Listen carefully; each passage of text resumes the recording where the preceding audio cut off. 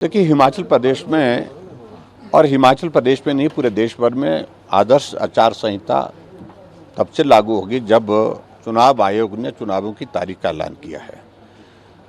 और स्वाभाविक रूप से उसके पश्चात चुनाव आयोग का ये जिम्मा बनता है कि जितनी भी सारी चीज़ें उसके काम करने के दायरे में आती हैं उनको वो कर रहे हैं।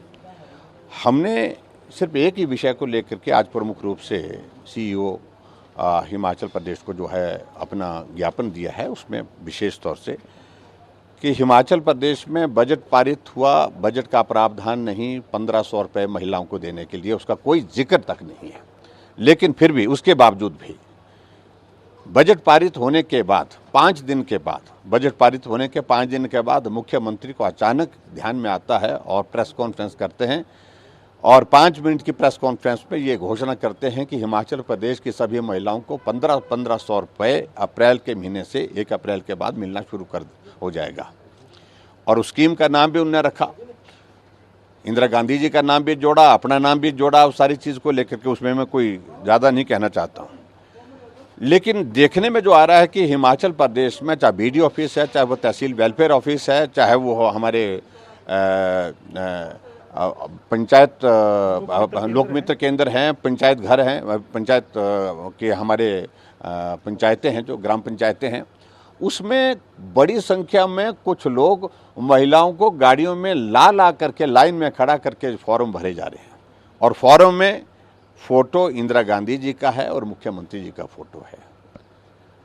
और खास तौर से उस स्कीम के अंतर्गत जब आचार संहिता लग गई है, जब आपको मालूम है कि 1 अप्रैल से अब देना ये संभव नहीं है और आपको ये भी मालूम है कि बजट में प्रावधान उसके लिए नहीं किया है, ठीक उसी प्रकार से जो विधानसभा के चुनाव से पहले झूठ बोल करके फॉर्म भरे गए थे, गुमराह करने में ये कामयाब हो गए हमारी मातृशक्ति को, उस तरह से उसी तरह का प्रयास लोकसभा के चुनाव से पहले करने की कोशिश कर रहे हैं। तो आज हमने आग्रह किया है चुनाव आयोग से कि तुरंत प्रभाव से ये जो फॉर्म भरने की जो प्रक्रिया इन्होंने शुरू की हुई है, चलाई हुई है, इसको तुरंत बंद करना चाहिए और ये आदर्श आचार संहिता का उल्लंघन है।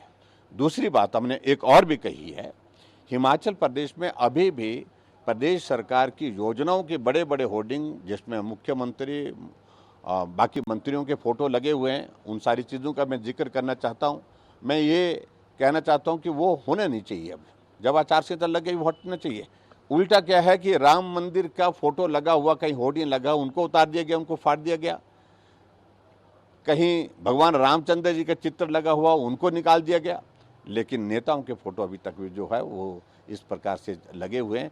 इसका हमने विरोध किया है, ये बातों को लेकर के कहा है। मुख्यमंत्री कह रहे हैं कि बीजेपी देश में अलग अलग जगहों पे पहले ओपीएस को रोकने का प्रयास किया है, यहाँ अब महिलाओं को जो सहायता मिल रही है, माताओं को जो सहायता मिल रही है, उसको रोकने का प्रयास कर रहे हैं। उनके हाथ किसने बांध रखे थे? पिछले 1.5 साल से हिमाचल प्रदेश में कांग्रेस पार्टी की सरकार है और जो उनकी घोषणा थी वो घोषणा ये थी कि हिमाचल प्रदेश में कांग्रेस की सरकार बनने के बाद कैबिनेट की पहली बैठक में पहला निर्णय होगा ये। और 15 महीने हो गए हिमाचल प्रदेश में सरकार की और उसके बाद बजट पारित हुआ, बजट में उसका प्रावधान नहीं है। बिना बजट प्रावधान के आप ये पैसा देने की बात कह रहे हैं कि 800 करोड़ रुपए इस पर खर्च होगा, 5 लाख महिलाओं को दिया जाएगा। इन सारी चीज़ों को लेकर विस्तार से बात करेंगे, लेकिन मेरा कहने का मतलब ये आदर्श आचार संहिता का उल्लंघन है।